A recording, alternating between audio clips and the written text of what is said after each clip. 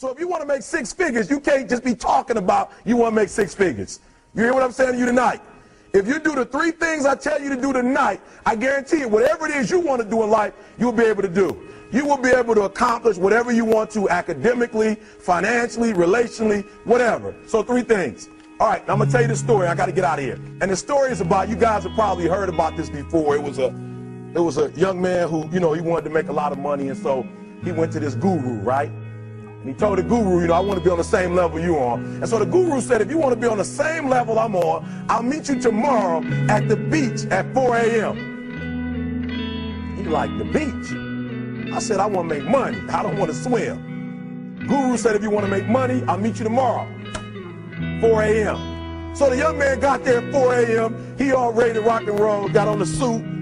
He should have wore shorts. The old man grabs his hand and said, how bad do you want to be successful? He said, real bad. He said, walk on out in the water. So he walks out into the water. Watch this. When he walks out into the water, it goes waist deep. So he like, this guy crazy. Adrian, he's like, I want to make money. He got me out here swimming. I didn't ask to be a lifeguard. I want to make money. He got me in. So he said, come out a little further. Walked out a little further. Then he had it right around this area, the shoulder area. So this old man crazy. He making money, but he crazy. He said, come on out a little further. Came out a little further. It was right at his mouth. My man like, I'm about to go back in here. This God is mine. So the old man said, I thought you said you wanted to be successful. He said, I do. He said, walk a little further. He came, dropped his head in, held him down, hold him down. My man getting scratching, holding him down. I got you. I know you brushed it out, but I got you. He had him held down. I need you for an illustration. He had him held down. Just before my man was about to pass out, he raised him up. He said, I got a question for you. Somebody answer the question for me. He said, when you were underwater, what did you want to do? Lee, I'm looking for a different word though than lip. What's that word? He said, I wanted to breathe. He told the guy, he said, when you want to succeed as bad as you want to breathe, then you'll be successful. I don't know how many of y'all got asthma in here today, but if you ever had an asthma attack before, you short of breath, SOB, shortness of breath, you wheezing. The only thing you trying to do is get some air. You don't care about no basketball game. You don't care what's on TV. You don't care about nobody calling you. You don't care about a party. The only thing you care about when you're trying to breathe is to get some fresh air. That's it. And when you get to the point where all you want to do is be successful as bad as you want to breathe, then you'll be successful. And I'm here to tell you, number one, that most of you say you want to be successful, but you don't want it bad. You just kind of want it. You don't want it badder than you want to party. You don't want it as much as you want to be cool. Most of you don't want success as much as you want to sleep. Some of you love sleep more than you love success. And I'm here to tell you today, if you're going to be successful, you've got to be willing to give up sleep. You got to be willing to work off for 3 hours of sleep, 2 hours. If you really want to be successful, some days you're going to have to stay up 3 days in a row. Because if you go to sleep, you might miss the opportunity to be successful. That's how bad you got to want it. You got to go days without, listen to me, you got to want to be successful so bad that you forget to eat. Beyonce said once she was on the set doing her thing, 3 days had gone by, she forgot she didn't eat. Because she was engaged. I'll never forget when 50 Cent was doing his movie, I did a little research on 50, and 50 said that when he wasn't doing the movie, he was doing the soundtrack. And they said, when do you sleep, 50? Sleep, he said, sleep. Sleep is for those people who are broke. I don't sleep. He said, I got an opportunity to make a dream become a reality. Football players, how many football players? Got anybody like football in here? Raise your hand. Anybody like football? Emmitt Smith. I used to be a Cowboy fan before they did my boy Tom Landry wrong. I used to be a Cowboy fan. And watch this, there was a commercial. Emmitt Smith had won his first Super Bowl, and he had this commercial when he was lifting weights. I don't know if you saw the commercial when he was lifting, and he said, Emmitt said, you know what? I won the Super Bowl, so I can rest now. He was doing his bench press.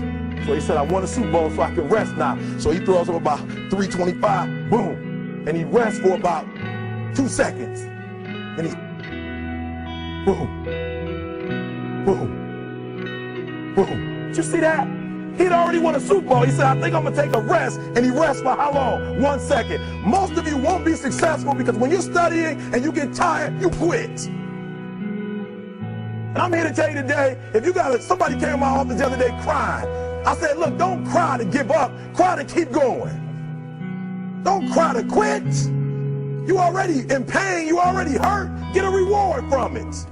Don't go to sleep until you succeed. Listen to me. I'm here to tell you today that you can come here, you can jump up, you can do flips, you can be excited when we give away money. But listen to me, you'll never be successful until I don't have to give you a dime to do what you do. You won't be successful until you say, I don't need that money, because I got it in here. So listen to me. Emmett Smith said this at the end of the commercial. Emmett Smith said, all men are created equal. Some work harder in preseason. I'm going to say it again because you might have missed it. All men are created equal. Some work harder in preseason. So that means that there are some people who are going to see the professor, going to see the TA. And even when the professor says, I don't meet with you, my TA meets with you, you say, I don't want to talk to your TA. I don't pay the TA. I pay you to teach me. So you're going to have to find some time to meet me. If I got to meet you at the mall, if I got to meet you at your house, you are going to see me. Listen to me. All men are created equal. Some work hard in preseason. When I went to college, guys were way smarter than me. 4.0s, 3.0s. They went to the Ivy League high schools, came to Oakwood from these great high schools. Most of them are not doing what I'm doing. Why? Because it's not about where you come from. It's about heart. You come to a place where, being smart ain't enough. You got to have heart. That's number one. Watch number two. Number two, catch number two. I wrote it down. I wanted to make sure you got it. It says, watch this. We're talking about sacrifice now. The important thing is this. You're right while I'm saying it, because I only have about 3 more minutes. Listen to me. The most important thing is this. To be able at any moment to sacrifice what you are for what you will become. That's the number 2 thing. You got to catch that one. To be able to, listen to me, at any moment.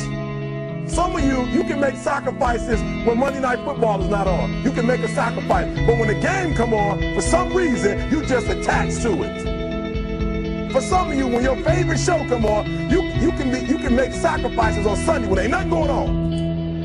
But when your favorite show comes on Monday, bam, some of you focus until the phone rings, and then you like, I gotta answer it. If I don't answer the phone, I'm gonna die. I'm saying to you today that there are some of you, if you give up your cell phone, you would be successful.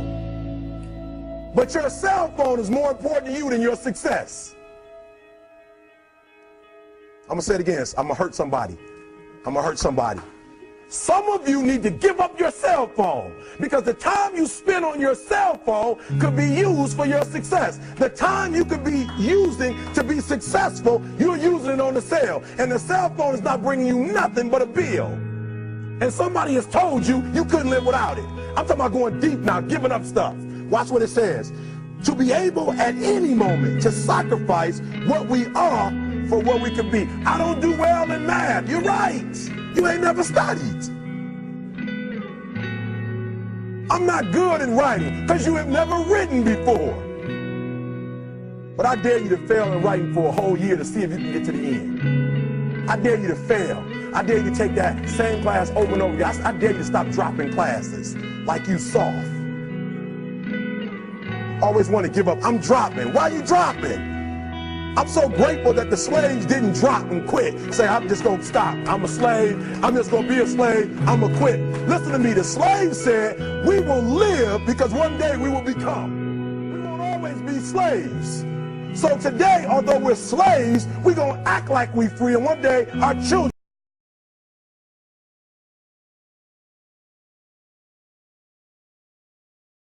But some slaves said, I don't care what we go through, we're going to survive this.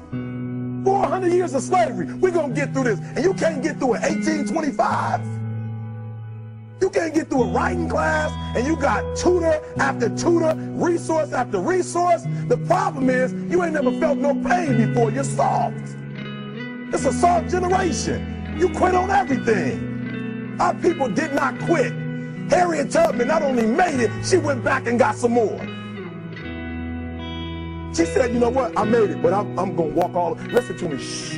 not ride the bus. I'm going to walk all the way back down to the south to get some more. And you quitting on 1825? Now watch this. You quit after you, listen to me, you get a sleeping bag and you wait for them.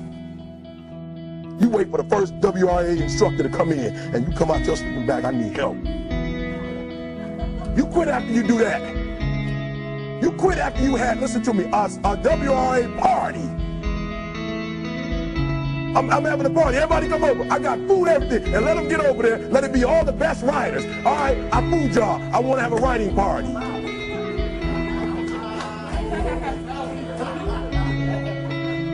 I'm serious. You quit and you ain't even tried yet. Last one, I'm sorry. Last one. Listen to me. Pain is temporary. It may last for a minute, or an hour, or a day, or even a year. But eventually, it will subside. And something else will take its place. If I quit, however, it will last forever. Listen to me, I'm telling you as I leave. I'm telling you as I leave, I was homeless for 2.5 years. And the problem with most of you never felt no pain before. Y'all spoiled. Y'all spoiled. Some of y'all spoiled, just bottom line. Your parents have done everything for you. You never had to do nothing for yourself. You're spoiled. We're going to keep it real tonight. Some of you are spoiled brats. Every time you ever got in trouble, somebody in your house got you out of it. Every time you've done something you're not supposed to do, people say, Eric, your mother's a tyrant. You're right. She kicked me out. You're right. She's mean, but she developed a man because she put me out there and said, you're going to have to grow up. And some of you have never learned to grow up. And so every time something get hard, you quit, you call mama. I dare you to take a little pain. I dare you. I dare you not to go home. Somebody said, I don't go home, I feel bad. Go through it. You ain't gonna die. At the end of pain is success. You're not gonna die because you're feeling a little pain. I'm not eating like I eat at home. That's why you're about to go to the next level, because if you keep eating like you ate at home, you'll keep being a boy or a girl. It's time to become man, woman. So don't worry about a little pain. My greatest asset is I was homeless, so I can't feel a whole lot of pain. I've already been alone. There's not a whole lot of hurt I can feel on a little paper, on a little test. So I leave you, listen to me.